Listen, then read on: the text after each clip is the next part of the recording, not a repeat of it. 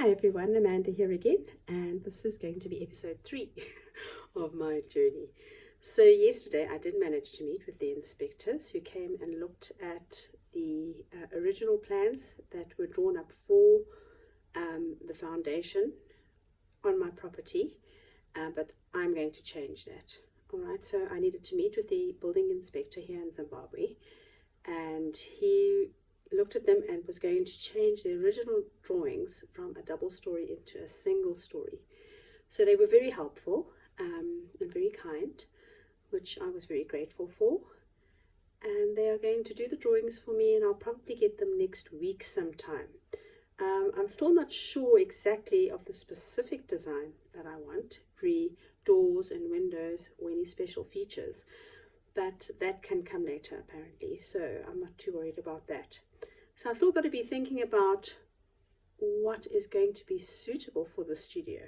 So this is a whole new territory for me. All right, I've got to think about things like space, obviously, lighting, wall space, and just the general layout of the space, because this is going to be my home as well as my workspace. So I need to be really careful and wise as to how I'm going to design this building. So I did take a video of the inspectors and procedure who's going to help with the drawing. I don't know how to splice it onto this video, but I will try and attach it. If not, I will just include it separately and you can have a look. So thank you for listening today. I did want to mention the scriptures that I read. Well, yesterday I read about how after Jesus' resurrection out of the tomb, the two women who went to go and spice him after his death, when they arrived at the tomb, the stone had been rolled away, and there was a young man sitting in the tomb, which frightened them. And he said to them, "No, the Lord's not here, he's risen, he's gone." He said, "But go and tell the others." So they were terrified. They ran out and they were really petrified to go and spread that news. The amazing thing is that they didn't recognize that that was a form of the Lord himself. Right? Whether it was an angel of the Lord or the Lord himself, they did not recognize him. And sadly, the disciples and those who had been with Christ before his death did not believe them. And then the Lord appeared in another form to some men on the road they were going into the country, and he revealed himself to them and again said to them, you need to go, I am risen. These men were also very frightened, and they too went to the disciples who didn't believe them either.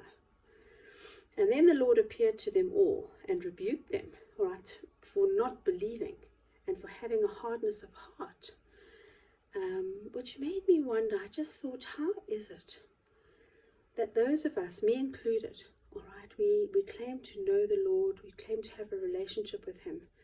I mean, those people were with him physically and they still didn't recognize him when he appeared to them. And he gave them commands and he gave them instruction, and their fear and their disbelief stopped them from doing that. So my question is, my claim to know the Lord, to hear his voice, even in this journey that I'm blogging about now, I really need to know that, first of all, that I believe and that I am going to be obedient to the voice of the Lord when he does speak to me. Now, I am blogging because this is part of my faith walk, and I'm tracking my journey into MAD, Multifaceted Arts Domain. So really this is for my benefit first and foremost, but if any of you can derive anything from what I'm sharing, or you can identify with me in any way, especially now that I'm older, it seems a very late start to start a faith walk in life, but I have no choice right now. I really need to trust the Lord.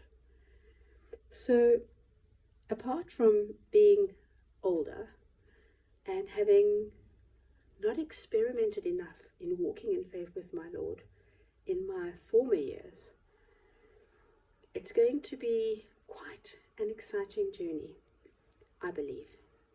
And I really am trying to train myself to wait on the Lord, to hear his voice. I don't want to be like those disciples who did not recognize the Lord and weren't able to fulfill his commands. It was such a prime time, an important time, his death and resurrection. But you know, the life that we're living now is also important. We don't know how long we're going to be here for, and we need to be able to respond. And it can't be fake. It can't be fake. It can't be manufactured. It can't be like, oh, I think the Lord said this, or no, I can't do that anymore.